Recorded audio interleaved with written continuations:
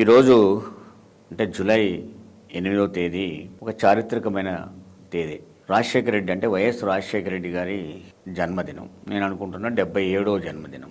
రాష్ట్రాలు విడిపోయినాక కానీ విడిపోక ముందు కానీ ఉన్న ముఖ్యమంత్రులందరినీ ఒక్కసారి మనం కళ్ళు మూసుకొని నెమరు వేసుకుంటే కనపడే ముఖ్యమంత్రులు ఎన్టీ రామారావు, రాజశేఖర రెడ్డి, కేసీఆర్ లాంటివి వాళ్ళు మన కళ్ళ ముందు మెదులుతారు. వీళ్ళు ఒక యుగకర్తలు. రామారావు కానీ రాజశేఖర రెడ్డి గారు కానీ, కేసీఆర్ ఓ పార్టీ పెట్టుకొని తెలంగాణ తెచ్చి, ఎన్టీ రామారావు ఓ పార్టీ పట్టుకొని అధికారానికి వచ్చాడు.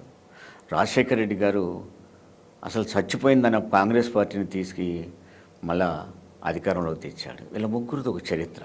ఎవరు పార్టీని గుంజుకోలేదు, ఎవరు తెట్లేదు.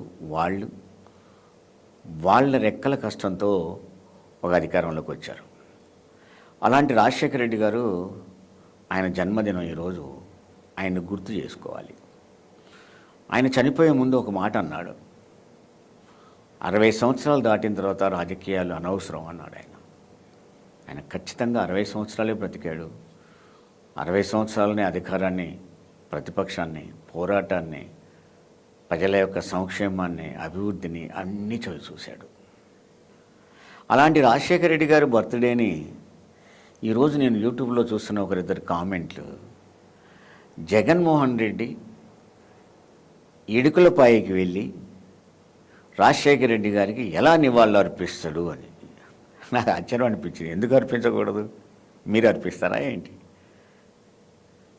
ఆయన కొడుకు ఆయన చనిపోయిన తర్వాత ఇడుకులపాయలో ఇచ్చిన ఒక మాట కోసం ఎన్ని కష్టాలు అనుభవించాడో ఎమ్మటున్నోళ్ళ తీస్తుంది, ఎదురుగా విమర్శించే వాళ్ళకి కాదు. ఆయన రాజశేఖర రెడ్డి గారి మరణం తర్వాత, ఎందుకంటే రాజశేఖర రెడ్డి గారి మరణం ఒక పెద్ద హిస్టారికల్ ఇన్సిడెంట్. మరణం ఎలా జరిగింది, ఆ ఇన్సిడెంట్ కారణాలు ఏంటి అని మనం ఇప్పుడు చర్చించకపోయినా, ఆ హెలికాప్టర్ కనపడకుండా పోయినప్పుడు రాష్ట్ర ప్రజలంతా శత్రువులతో సహా రాజశేఖర రెడ్డి గారు తిరిగి రావాలి, ముఖ్యమంత్రి గారు తిరిగి రావాలి, అందరి కళ్ళల్లో నీళ్లు. అసలు ఆ రోజులో అన్నం తినకుండా ఎదురు చూసిన సంఘటన ఈ ఉమ్మడి రాష్ట్రంలో ఉన్నది. అలాంటి రాజశేఖర రెడ్డి గారు చనిపోతే చనిపోయిన కుటుంబాలకు నేను స్వయంగా వచ్చి వాళ్ళని పరామర్శిస్తా అని ఇచ్చిన ఒక మాటని ఎన్ని ఆటంకాలు వచ్చినా, తన్ని జైల్లో పెడుతున్నారని తెలిసినా కూడా, తన మీద కేసులు అయితే అని తెలిసినా కూడా ధైర్యంగా, మొక్కబోని ధైర్యంగా రాజశేఖర రెడ్డి గారి మరణం తర్వాత ఇచ్చిన మాట కోసం ఆయన ఓదార్పు యాత్ర చేశాడు జగన్మోహన్ రెడ్డి గారు ఒక బెస్ట్ బిజినెస్ మ్యాన్గా ఉండగలడు, కానీ తన తండ్రి ఆశయాల కోసం ఆయన పోరాటం, అధికారానికి వచ్చి మరి ఆయన అర్పించకపోతే వాళ్ళు ఎవరు అర్పిస్తారయ్యా అని.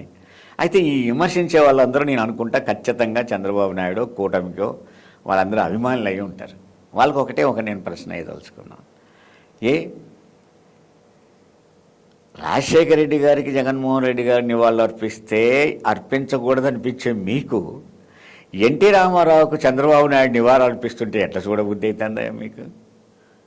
చరిత్ర తెలియకనా, కావాలని పట్టించుకోకనా, లేదు తెలిసినా ఆయన పొగడాలని పొగుడుకోవటమా? అర్థం కావట్లే. రామారావు గారు చనిపోయే ముందు మాట్లాడిన మాటలు ఒక్కసారి వినండి. ఆయన కష్టపడి తన రెక్కల కష్టంతో ఓ పార్టీ పెట్టుకొని అధికారంలోకి వస్తే అల్లదూరి నడిచే ఎడ్ల బండిలోకి తొట్లోకి ఒకడు దొంగ దూరినట్టు దూరి ఆయన్ని కింద పడేసి ఆ ఎడ్ల బండిని తోలుకొని పోయినట్టు కనపడట్లే మీకు? రామారావు యొక్క అధికారాన్ని గుంజుకొని, రామారావు కుటుంబంలో చిచ్చులు పెట్టి, రామారావు అధికారం కోల్పోయి మనోవ్యాధితో బాధపడుతుంటే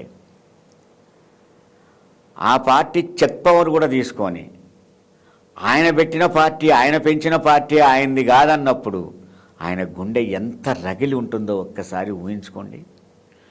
అలాంటి రామారావు మరణానికి పరోక్షంగా కారణమైన చంద్రబాబు నాయుడిని రామారావు గారికి నివాళులు అర్పించే హక్కు ఉంటుంది. అంతేగా మీరు చెప్పేది. సభ్యత్వ పుస్తకాల వెనక ఉన్న రామారావు ఫోటోని తీయించింది చంద్రబాబు. మినిస్టర్ల అట్లే నాయకుల ఇళ్లలో ఎన్టీ రామారావు ఫోటో పెట్టుకుంటే ఫోటో తీయించింది చంద్రబాబు నాయుడు. రామారావుని తలవద్దని, ఆయన తలుచుకోవద్దని, నివాళులు అర్పించొద్దని కొంతకాలం చేసింది నువ్వు. చివరికి రామారావు చనిపోయినాక ఓహో అని ఏడ్చుకుంటే నివాళులు అర్పించింది నువ్వు. అంటే రామారావు చావుకు ప్రత్యక్షంగా పరోక్షంగా కారణమైన చంద్రబాబు అండ్ కంపెనీ కంటే తండ్రి ఆశయాల కోసం ఎన్నో జైల్లో పోయి అంత ఇబ్బందులు పడి కష్టాలు పడి బిజినెస్ దెబ్బ తీసుకొని పోయి రాజశేఖర రెడ్డి గారికి నివాళులు అర్పిస్తే తప్పు అనిపించిందా? ఏమైనా మాట్లాడేటప్పుడు మనం ఏ నాయకుడిని మాట్లాడుతున్నాం, ఏ నాయకుని కోసం మాట్లాడుతున్నాం అని ఒక్కసారి ప్రశ్నించుకోవాలి. ఎదుటి నాయకుడిని ఇష్టం లేకుండా అన్నాం అనుకో, ఓకే. ఏ నాయకుని కోసం అంటున్నప్పుడు ఇవన్నీ కనపడతలేవా? ఈ వెన్నుపోట్లు కనపడతలేవా? వైస్రాయ్ హోటల్ ముందు చెప్పులు వేస్తూ ఉంటే రామారావు చేతులు అడ్డం పెట్టి పడ్డ బాధ మర్చిపోయారా?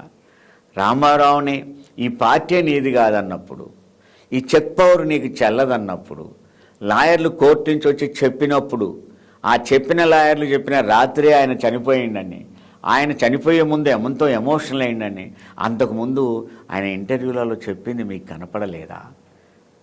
ఇవన్నీ చూసినప్పుడు ఈ మాట్లాడే వాళ్ళందరూ ఎవరైనా సరే మాట్లాడేటప్పుడు మనం ఎవరిని అంటున్నాం, ఎవరి కోసం అంటున్నాం అనే దాన్ని ఒకసారి చూడాలి.